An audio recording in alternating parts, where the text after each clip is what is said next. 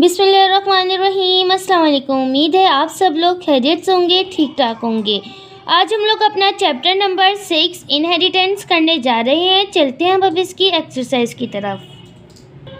सबसे पहले हम लोग करते हैं इसके short question answer. Number 1, what is gene and how it works. इसके आंसर के लिए आप पेज नंबर 111 पर आए, जहाँ पर आपको जीन की हेडिंग नज़र आ रही होगी। आप जीन की हेडिंग को इसी तरह डालकर और ये कंप्लीट पैराग्राफ लिख देंगे, तो यहाँ पर आपका फर्स्ट शॉर्ट जो है वो कंप्लीट हो जाएगा। फर्स्ट शॉर्ट कंप्लीट हुआ। अब हम करने जा रहे हैं अपना second short. Define following terms. Number 1, homologous chromosomes, heterologous chromosomes, dominant allele, allele, recessive allele, homozygous and heterozygous. इसका आंसर ये रहा आपके पास। सबसे पहले आपके पास हेडिंग आ जाएगी होमोलोगस क्रोमोसोम। इसकी हेडिंग का आपके पास जो टर्म है इसकी, a pair of chromosomes that contain the same gene sequences each derived from one parent. Number 2, heterologous chromosomes. Chromosomes that contain different set of genes for a given trait. Number 3, allele. इसकी definition आपके पास आ जाएगी, each of 2 or more alternative forms of a gene that arise by mutation and are found at the same place on a chromosomes. And आपके पास next heading आएगी recessive allyl.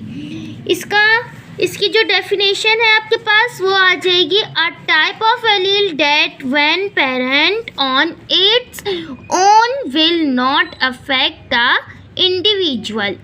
Next, dominant allele, an allele that produces the same phenotype whether its paired allele is identical और different. Next, homozygous, an individual having same factors allele of a trait called homozygous. And last is heterozygous, an individual having different factors of a trait called heterozygous. यहाँ पर आपका first short जो है वो second short complete हो जाएगा। Definition हमारे पास complete हुई। अब हम करेंगे अपना थर्ड शॉर्ट।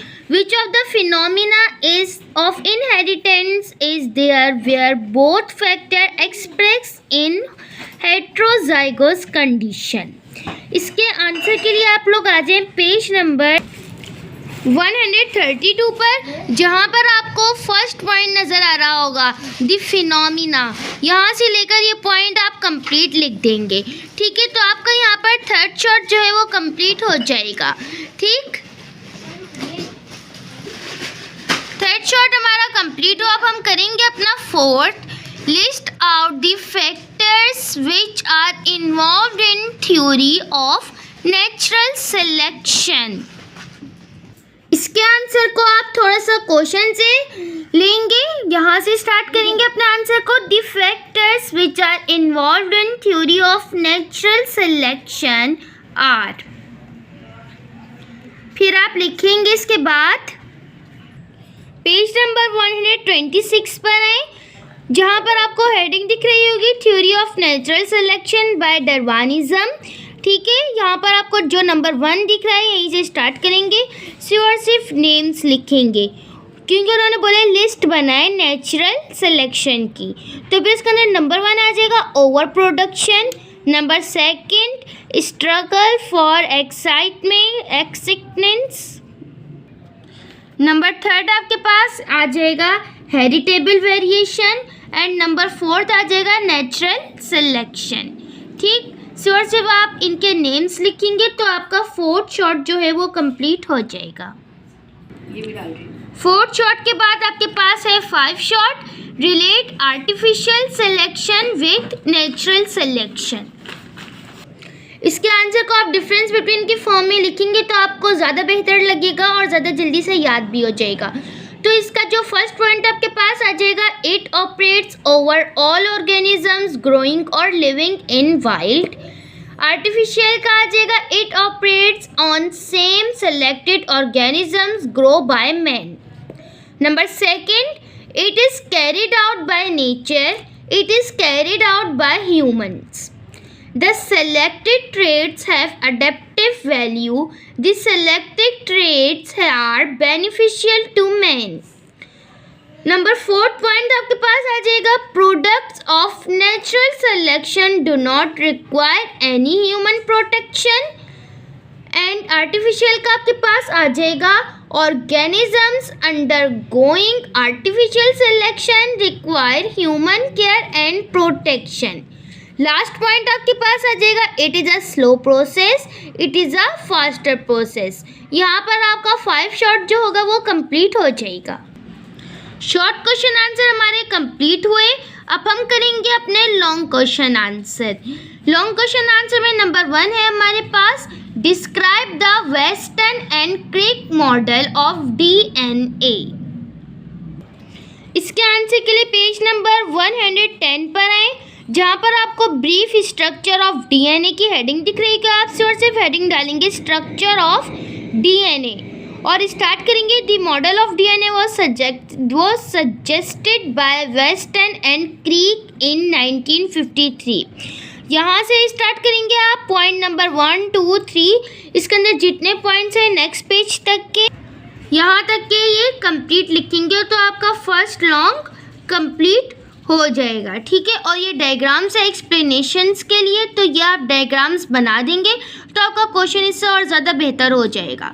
ठीक, फर्स्ट लॉन्ग कंप्लीट। अब हम करेंगे अपना second, how gene express describe in detail. इसके आंसर के लिए पेज नंबर 112 पर आए। पेज नंबर 112 पर आपको हेडिंग दिख रहेगी gene is a unit of inheritance which is copied of inherited to the next generation. अब इस हेडिंग को छोड़कर सिर्फ ये paragraph first, second, third complete लिख देंगे सिक्वेंशली तक के, तो फिर आपका जो है लॉन्ग क्वेश्चन वो कंप्लीट हो जाएगा। Second long complete. अब हम करेंगे अपना third, state and explain the law of segregation of Mendel's. इसके आंसर के लिए पेज नंबर 117 पर है, मेंडल्स लॉ ऑफ सेग्रेशन। सिर्फ इतनी हेडिंग डालेंगे। ठीक है, और यहाँ से लेकर इसको कंप्लीट एज इट इज लिख देंगे। ठीक, और इसके साथ ये वाली डायग्राम भी आप शो करेंगे, तो यहाँ पर आपका थर्ड लॉन्ग कंप्लीट हो जाएगा। Third long complete. अब हम करेंगे अपना fourth, explain the inheritance of the hybrid cross by law. इसके आंसर के लिए पेज नंबर 117 पर आए, Mendel's law of independent assortment.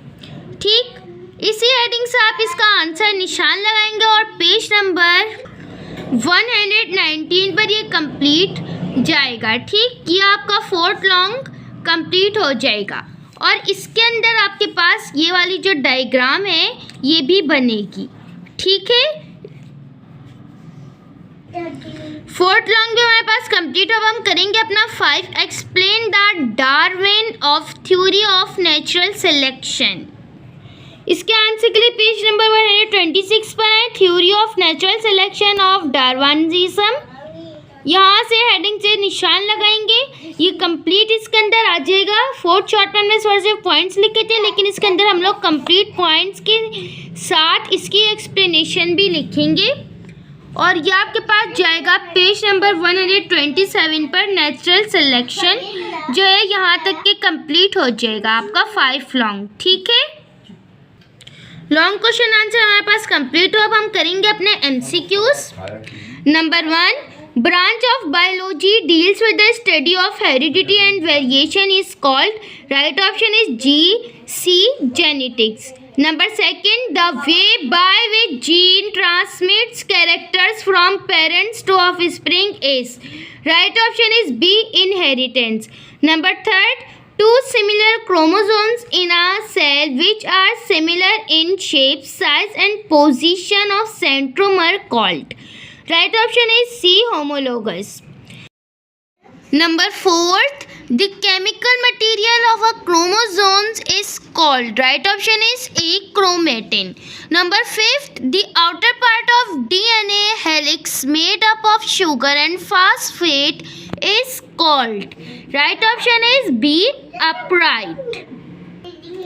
Number 6th, the small segment of DNA which has information to code one protein is called gene. The exact duplication of DNA is called replication. If both the parents donate same factors of a character is called homozygous. Last MCQ says the genetic constitution of a trait is called. Right option is A, genotype. यहाँ पर हमारा chapter inheritance complete हुआ। उम्मीद है कि आपको अच्छी तरह समझ आ गया होगा।